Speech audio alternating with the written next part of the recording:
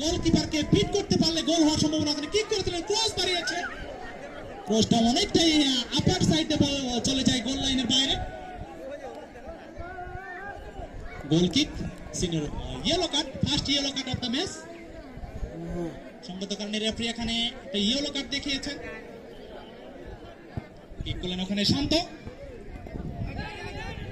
ঈশান বল নিয়ন্ত্রণের চেষ্টা, পিছনে ছুটতে রমজান, দেখা দেন না, রমজান বল কন্ট্রোল করতে পারেনি। ঈশান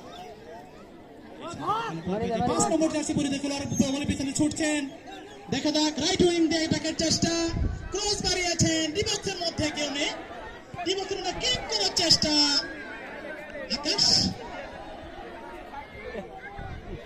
শরীফ ডিফেন্ড করার চেষ্টা করছেন, সম্ভবত ওখানে হ্যান্ডবল হয়েছিল, ফলশ্রুতিতে ওখানে ফ্রি কিক পাবে সিনিয়র ফুটবল একাদশ। Free kick